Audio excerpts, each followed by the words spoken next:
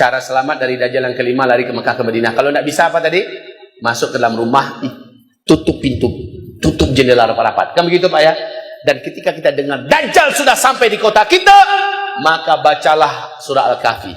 Dan cukup sekali, saya ulang balik baca. Ketika kita dengar Dajjal sudah pergi dari kota kita, baru kita berhenti membaca itu. Kemudian wanita-wanita kita lepaskan kembali. Alhamdulillah kita selamat. Buya, apakah nanti tentara-tentara Dajjal tidak akan mendobrak pintu rumah kita? Insya Allah, Allah akan gaibkan rumah kita dari pandangan mata mereka, Pak. Nak nampak dia rumah waktu itu. Seperti pemuda-pemuda Kahfi dalam gua. Padahal pintu gua itu ternganga. Betul tidak? Tapi kenapa pasukan-pasukan raja zalim yang disuruh untuk memburu pemuda-pemuda itu, dan pemuda-pemuda ini lari dalam gua, dan mereka lalu lalang di depan pintu gua, tidak bisa melihat apa-apa. Allah gaibkan mereka dari pandangan mereka. Kenapa kita suruh baca surat Al-Kahfi? Kok bukan surat Yasin? Kok bukan surat yang lain? Jawabannya adalah agar keajaiban yang terjadi pada pemuda Kahfi terjadi pada kita saat kita membacanya. Allah gaibkan rumah kita, pintu rumah kita dari pandangan bala tentara Dajjal. Baik bala tentaranya dari setan atau bala tentaranya dari kalangan manusia. Cara selamat dari Dajjal adalah bila kamu tertangkap oleh tentara-tentara Dajjal, kaki tangan Dajjal, dan kamu tidak bisa lari, kamu tidak bisa sembunyi lagi, maka ketika kamu bertemu dengan Dajjal, Nabi perintahkan baca di depan Dajjal 10 ayat pertama dari surat Al-Kahfi. Masya Allah. Ini yang harus Bapak Ibu lakukan. Setiap keluarga, setiap individu wajib hafal 10 ayat pertama dari surat Al-Kahfi. Atau kata Rasulullah, boleh 10 ayat penutup dari surah Al-Kahfi. Boleh. Pilih yang pilih yang di pertama atau pilih yang 10 terakhir, tidak apa-apa. Dan fasihkan hafalan kita seperti fasihnya kita membaca Al-Fatihah. Nanti kalau kita ketangkap oleh kaki tangan Dajjal atau oleh tentara Dajjal, kita diseret berjumpa dengan Dajjal. Saat itu kita baca di depan Dajjal. Nah kalau kita nggak hafal, gimana kita membacanya? Kan nggak mungkin kan kita bawa Quran kemana-mana. Pas ketangkap, nanti di depan Dajjal, Tuan Dajjal, tunggu dulu. Bukan.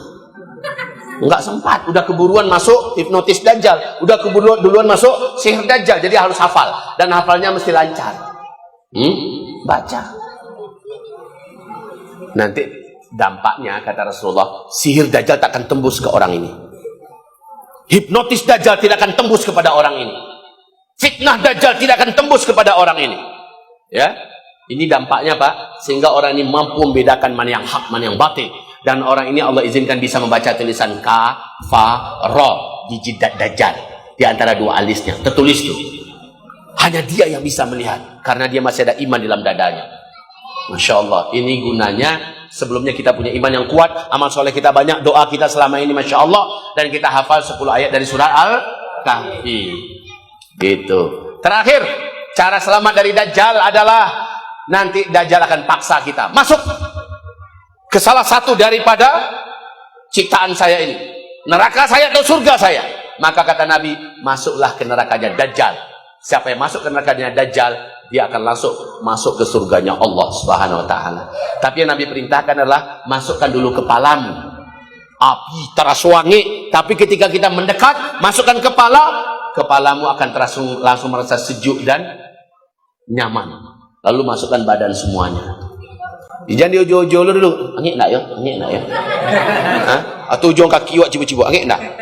Panas. Tapi kalau kamu masukkan dulu kepalamu, inilah gunanya orang yang ngaji Pak ya. Dia tahu apa yang harus dilakukan. Pilih apinya Dajjal. Siapa yang memilih apinya Dajjal, dia dapatkan surga Allah, kata Rasulullah. Dan ketika dia masuk, kepalanya dulu terasa sejuk. Masukkan semuanya. Syahidlah dia. Syahidlah dia. Dan dia akan langsung masuk ke dalam surganya Allah. Tapi siapa yang memilih air sungainya Dajjal, dia minum, langsung hilang imannya. Padahal tadi masih ada iman. Tapi ya air Dajjal yang dipilihnya, dia minum, langsung hilang imannya, dan dia pun murtad, kafir. Dan dia akan menjadi ahli neraka Allah, kekal di dalam neraka Jahannam selama-lamanya. A'udzubillah.